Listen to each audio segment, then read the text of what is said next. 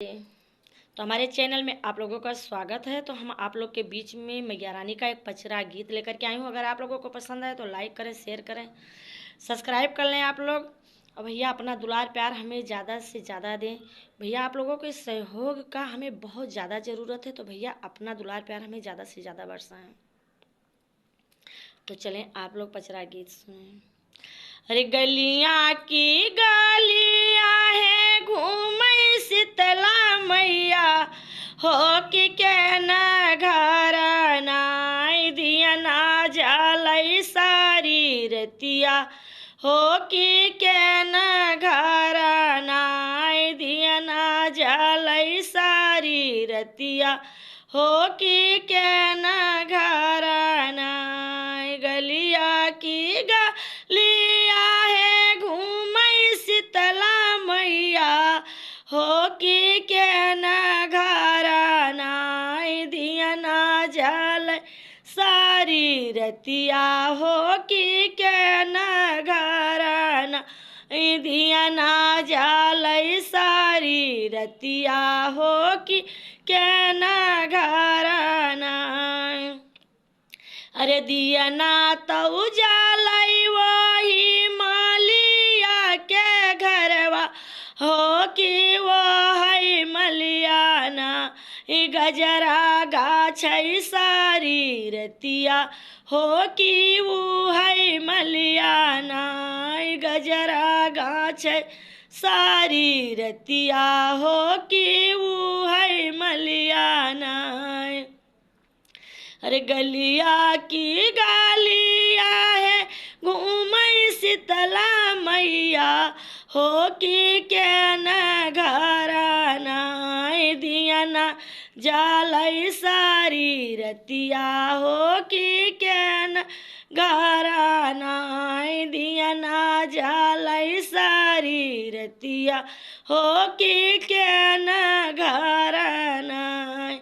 अरे दिया ना तो उजालाई वही कोहरा के घरवा, हो कि जे न कोहरा नाई कलश बनावई सारी रतिया, हो कि वो है कोहरा नाई कलश बनावई सारी रतिया, हो कि वो है कोहरा नाई।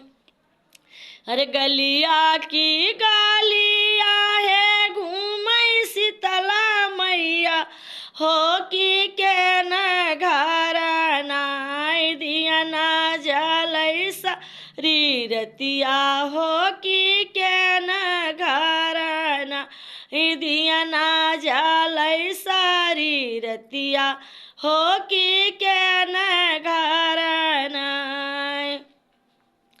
अरे दिया ना तो जलई है भगता के घरवा, हो कि वो है भगता नाई दिया ना तो जलई वही भगतन के घरवा, हो कि जे न भगता नाई कलसा भरई सारी रतिया, हो कि वो है भगता नाई कलसा साजई सारी रतिया, हो कि वो है भगता नाई। गलिया की गलिया घूमई माइया शीतला, हो कि के न घर नाई दिया ना जलई सारी रतिया, हो कि के न घर नाई दिया ना जलई सारी रतिया,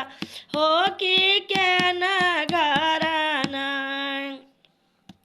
अरे दिया ना तो जलई वही भगता के घरवा, हो कि जे न भगता ना चुनरी ली सारी रतिया, हो कि जे न भगता नाई चुंदरी खरीदई सारी रतिया, हो कि वो है भगता नाई। गलिया की गलिया है घूमई शीतला मैया, हो कि के न घर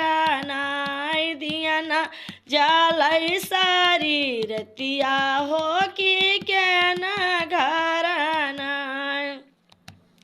अरे दिया ना तो जालई वही भगतन के घरवा हो कि जैन भगताना।